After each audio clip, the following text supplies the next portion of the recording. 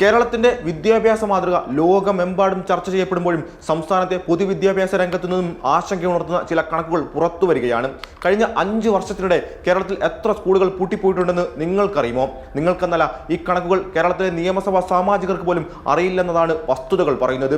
ആവർത്തിച്ച് ഈ ചോദ്യം നിയമസഭയിൽ ചോദിച്ചിട്ടും വിദ്യാഭ്യാസ മന്ത്രി കൃത്യമായ ഉത്തരമില്ലാതെ ഒഴിഞ്ഞു മാറുകയാണ്. മന്ത്രി വി ശിവൻകുട്ടിയുടെ പക്കൽ ഈ ചോദ്യത്തിന് ഒരേ ഒരു മറുപടി മാത്രമേ ഉള്ളൂ: വിവരം ശേഖരിച്ചു വരുന്നു എന്നതാണ് ആ മറുപടി.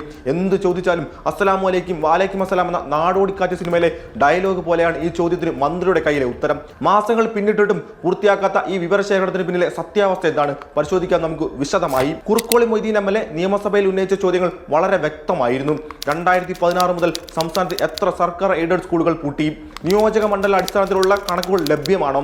ശമ്പള ഇനത്തിൽ എത്ര രൂപ ചിലവഴിച്ചു? അനാദായകരമായ എത്ര സ്കൂളുകൾ ലയിപ്പിച്ചു? 50-ൽ താഴെ കുട്ടികളുള്ള സ്കൂളുകൾ എത്രയാണ്? ഈ ചോദ്യങ്ങൾ പല തവണയാണ് അദ്ദേഹം ആവർത്തിച്ചത്. 2025 ഒക്ടോബറിൽ ചോദിച്ചപ്പോഴും ഈ മാസം 3-ാം തീയതി ചോദിച്ചപ്പോഴും മന്ത്രിയുടെ ഉത്തരം മാറ്റമില്ലാതെ തുടരുന്നു. 4 മാസം പിന്നിട്ടിട്ടും സ്കൂളുകളുടെ കണക്ക് ലഭ്യമല്ലെന്ന് പറയുന്നത് വിശ്വസനീയമാണോ? അതും ഈ ഡിജിറ്റൽ സംവിധാനങ്ങളുടെ കാലത്ത്.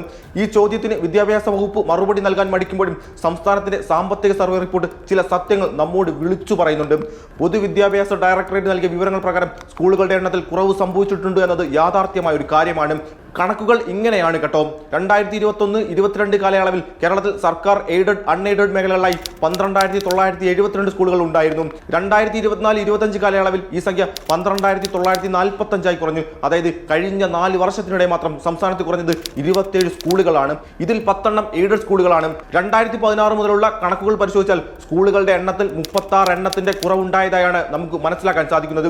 സ്കൂളുകൾ പൂട്ടുന്നതും ലയിപ്പിക്കുന്നതും സർക്കാരിന്റെ പ്രതിച്ഛായ ബാധിക്കുമെന്ന ഭയമാണോ ഈ വിവരങ്ങൾ മറച്ചു വെക്കാനുള്ള കാരണം? വിവരങ്ങൾ പുറത്തുവിട്ടാൽ അത് പൊതുവിദ്യാഭ്യാസ സംരക്ഷണ യജ്ഞം പോലുള്ള പദ്ധതികളുടെ വിജയത്തെ പൊതുജനം ചോദ്യം ചെയ്യപ്പെടുമെന്ന് ഉറപ്പാണ്. എന്നാൽ കുട്ടികളുടെ എണ്ണം കുറയുന്നതും സ്കൂളുകൾ അനാദായകരമായി മാറുന്നതും ഒരു സർക്കാരിന്റെ പ്രതിച്ഛായയ്ക്കപ്പുറം വളരെ ഗൗരവകരമായ സാമൂഹിക പ്രശ്നമാണ്. കണക്കുകൾ മറച്ചു വെച്ചതുകൊണ്ട് പ്രശ്നങ്ങൾക്ക് പരിഹാരമാകുന്നില്ലെന്ന് സർക്കാർ സംവിധാനങ്ങൾ ഇനിയെങ്കിലും ഓർക്കണം.